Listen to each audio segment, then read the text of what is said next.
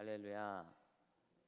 이른 새벽부터 기도의 자리로 나오신 여러분 모두를 환영하고 축복합니다. 오늘은 요한복음의 마지막 그 장면, 또 마지막 본문을 여러분과 함께 나눠보기를 원합니다. 어제 우리가 제자의 길을 포기하고 어부의 삶으로 돌아갔던 그 제자들, 특별히 베드로를 예수님이 찾아오셨던 장면을 보았습니다. 그리고 예수님이 그를 처음 만나 주셨던 때와 같은 장면들이 펼쳐지는 것을 보았죠. 그러므로 예수님은 베드로의 손을 잡고 이제 새롭게 시작하기를 원하셨다라는 걸 보았습니다. 그 새로운 시작이 오늘 본문에 기록되어 있습니다. 예수님은 베드로를 향해 3번씩이나 동일한 질문을 하시면서 내 양을 먹이라, 내 양을 치라 사명을 주셨습니다. 이게 재미있는 장면이라고 생각합니다. 유대인으로 태어난 그에게 목자라는 직업은 낯선 직업은 아마 아니었을 겁니다. 그는 평생 어부로 살아온 사람이었기 때문에 양을 칠 줄 알거나 양 치는 일에 능숙한 사람은 아니었습니다. 그저 그는 물고기를 잡아 올리는 일에 익숙한 사람이었죠. 그런 그에게 예수님은 재능에도 맞지 않는 일을 시키시는 것처럼 보입니다. 그러나 오늘 예수님이 베드로에게 말씀하신 양을 치고 양을 먹이는 일은 나가서 초원에서 양을 실제로 먹이는 목동의 일을 하라는 것이 아니고 영적인 리더의 사명, 목회자의 사명을 주시는 것입니다. 소위 초대교회가 감당해야 할 이제 목양의 사명을 그에게 주신다는 것이죠. 예수님의 십자가로 말미암아 흩어져 버린 제자들을 예수께로 인도하고 양육하고 케어해야 할 사명이 그에게 주어진 것입니다. 앞으로 장차 초대교회를 이끌어갈 이 막중한 사명을 배신자와 같은 베드로에게 주신다라는 것이죠. 그렇다면 예수님은 이 무거운 사명을 주시면서 베드로에게 무슨 질문을 하셨나요? 여러분이 잘 아시는 대로 내가 나를 사랑하느냐라는 질문을 주셨습니다. 15절, 16절, 17절 총 3번에 걸쳐서 동일한 질문을 하셨어요. 어떤 학자들은 그런 얘기를 하기도 합니다. 베드로가 예수님을 총 3번 부인했잖아요. 그러니까 그 3번 부인했던 것을 용서해 주시기 위해서 동일하게 3번의 고백을 하도록 하신 게 아니겠느냐. 그것도 참 의미가 있는 해석 같습니다. 그런데 저는 그런 차원보다는 좀 다른 관점에서 좀 집중해 보고 싶습니다. 교회를 책임져가는 중요한 사명을 감당하는 사람에게 필요한 것, 덕목 내지는 가치는 무엇이냐 하는 질문을 여러분과 나눠보고 싶어요. 여러분, 우리 군인들에게 정말 중요한 것은 임무입니다. 임무. 열심히 일하고 행동하는 것에 앞서서 내 임무가 무엇인지 명확히 알고 행동하는 것이 중요합니다. 그렇죠? 저는 군종 목사로서 저에게 주어진 주 임무가 있어요. 근데 제가 항공기 타고 나도 싸우러 나가고 싶다고 저도 갑자기 비행대에 가서 나 비행기 태워달라 그러면 됩니까? 안 되죠. 그거는 제 임무에 마땅하지 않은 거예요. 저는 제 임무도 알지 못한 채 그냥 열심만 앞서고 역량도 안 되면서 임무를 감당하겠다고 하는 철부지밖에 안 되는 것이죠. 그렇게 해서는 절대 이기는 부대가 될 수 없는 것입니다. 그렇기 때문에 군에서 부대원들이 자신의 주 임무를 잘 알고 있는지, 그 임무에 맞는 역량을 잘 갖추고 있는지 항상 확인하고 점검하고 훈련하는 것이죠. 그렇다면 베드로는 이 중요한 임무를 감당하는 데 있어서 적절한 역량을 갖췄습니까? 초대교회를 이제 정말 목양해야 할 목회자의 사명 잘 감당할 만한 자질이 된다고 보십니까, 여러분? 우리가 추측하는 대로 자격 미달에 가깝죠. 3년간 예수님의 공생애를 보고 따라다녔지만 그의 결말은 배신이었습니다. 적절한 역량이라기보다는 적절한 징계가 필요한 사람인지도 몰라요. 그러나 그런 그에게 주님은 막중한 사명을 주셨습니다. 왜 그렇습니까? 주님이 주시는 사명에 앞서서 역량은 그다지 중요하지 않기 때문입니다. 오직 주님을 사랑하는 마음이 중요하기 때문입니다. 여기서 우리는 알게 되는 것이죠. 사명자에게 가장 중요한 것은 다른 어떤 역량이 아닌 주님을 사랑하는 마음입니다. 이 사람들보다 다른 어떠한 환경보다 예수님을 사랑하는 마음입니다. 사명자는 예수님 사랑하는 마음으로 가득 차 있으면 그것으로 충분한 것입니다. 이런 원리는 오늘날 우리의 삶에도 동일하게 적용됩니다. 우리가 교회 안에서 여러 봉사들을 감당합니다. 그 모든 봉사를 감당함에 있어서 우리에게 요구되는 또 필요되는 것은 바로 무엇입니까? 오직 주님을 사랑하는 마음입니다. 부대나 우리의 일터에서 우리에게 요구되는 것은 무엇입니까? 역시나 주님을 사랑하는 마음입니다. 우리는 주님을 사랑하는 마음으로 일하고 봉사하고 수고하고 사명을 감당하면 됩니다. 사랑이 모든 것을 감당하게 하는 것입니다. 반면에 우리의 역량이 뛰어나고 아무리 대단하다 할지라도 사랑이 없으면 아무것도 아닌 것입니다. 내가 천사의 말을 한다고 해도 그 아무것도 아니다. 바울이 고백하듯이 아무것도 아닌 것입니다. 대단한 능력을 가지고 있어서 엄청난 사명을 감당할 수 있을 것 같지만 세상은 능력만 가지고 이룰 수 있는 것은 별로 없습니다.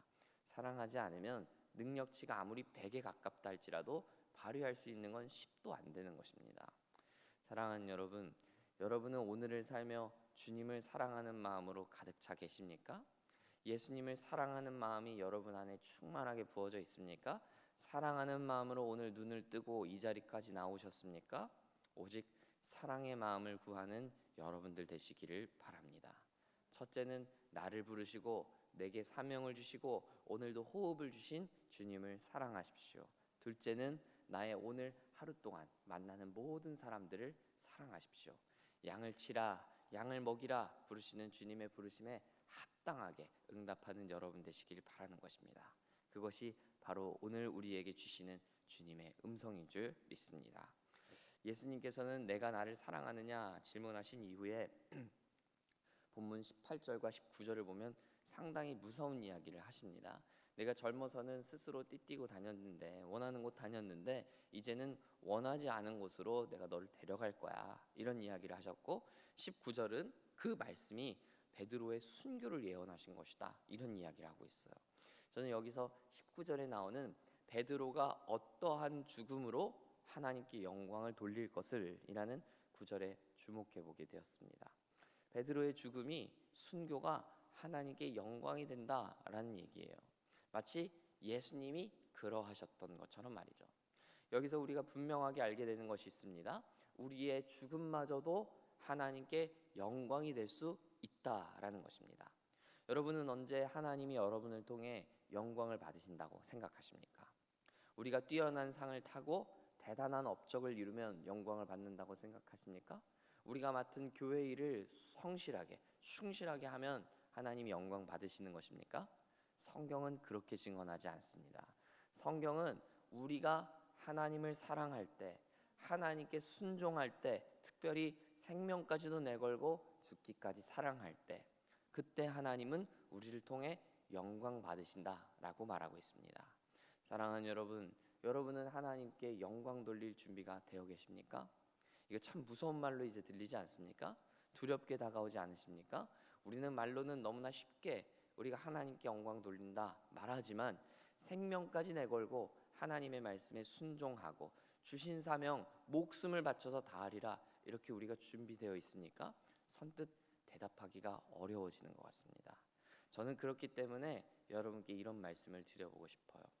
우리가 생명까지 바쳐서 우리의 죽음도 불사하여서 사명을 다하고자 한다면, 하나님께 영광 돌리기 위한 마음으로 가득 차 있다면 우리는 미래를 바라보며 나중을 바라보며 거창한 이야기를 할 게 아니라 지금을 바라봐야 한다는 것입니다. 즉 우리는 사나 죽으나 주님의 것이다. 사나 죽으나 주의 영광을 위해 산다. 이렇게 생각하면 어려울 게 없다는 것이죠.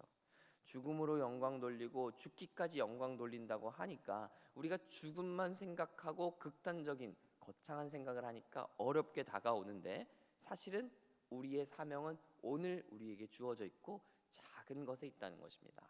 작은 것에 헌신하지도 못하면서 어떻게 큰 일에 헌신할 수 있으며, 작은 일에도 충성하지 못하면서 어떻게 큰 일을 이룰 수 있겠습니까? 그러므로 저는 우리 모두가 오늘 하루 동안 또 작은 일에서부터 순종하고 작은 일에서부터 하나님께 온전히 영광 돌리고자 하는 소망과 열정으로 가득 차는 것, 그게 오늘 우리에게 필요하다고 생각하는 것입니다. 그런데 여러분, 죽기까지 순종하고 죽기까지 주께 영광 돌리는 삶은 어렵고 힘든 것이지만 우리에게 사랑이 있다면, 주님을 사랑하는 마음으로 가득 차 있다면 이 모든 것들 다 감당하게 될 줄 믿습니다. 저는 예수님이 베드로의 앞으로의 삶을 예언해 주시기 앞서서 그에게 사랑을 질문하셨고 사랑을 원하셨다는 것이 매우 의미 있고 가치 있는 일이라고 생각합니다. 사랑하면 두려움도 이기는 것이고 사랑하면 모든 것을 다 이기게 되기 때문입니다. 그러므로 사랑하는 여러분이 주님 사랑하는 마음을 구하시기 바랍니다. 사랑하면 주의 영광을 위해 생명도 내어드릴 수 있는 것입니다. 생명을 걸고 사랑하면서도 그것이 결코 아깝지 않다라고 믿게 되는 것입니다. 사랑하면 다 주어도 절대 아깝지 않기 때문입니다. 그러한 사랑이, 그러한 헌신이 우리의 삶에 꽃 피우게 되기를 간절히 소망하고 축복합니다. 오늘 주님이 이 아침에 우리에게 물어보실 것입니다. 내가 나를 사랑하느냐?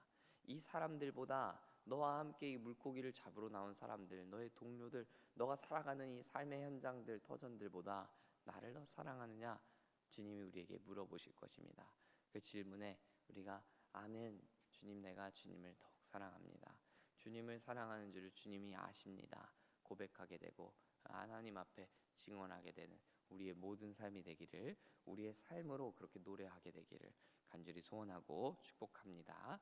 함께 기도하겠습니다. 하나님 아버지, 우리는 베드로와 같이 연약하고 또 부족하지만, 우리가 자격이 있고 역량이 되는 것이 전혀 아니지만 하나님께서 우리에게 오늘도 귀중한 사명들을 주셨고 우리의 가정에서, 우리 일터와 우리 부대 안에서 감당해야 할 귀한 사명을 주셨으니 하나님 그 사명들 넉넉하게 잘 감당할 수 있도록 우리에게 튼튼한 마음을 주시고 튼튼한 사명감을 허락하실 뿐만 아니라 주님을 더욱더 사랑하는 마음, 주님을 사랑하고 주님을 생명까지도 바쳐 사랑하리라 결단하는 마음이 우리 가운데 새로워질 수 있도록 은혜의 은혜를 더하여 주옵소서.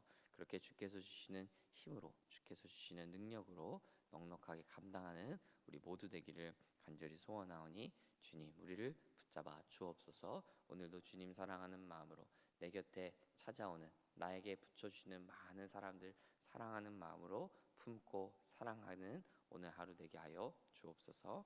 예수님 이름으로 기도합니다. 아멘.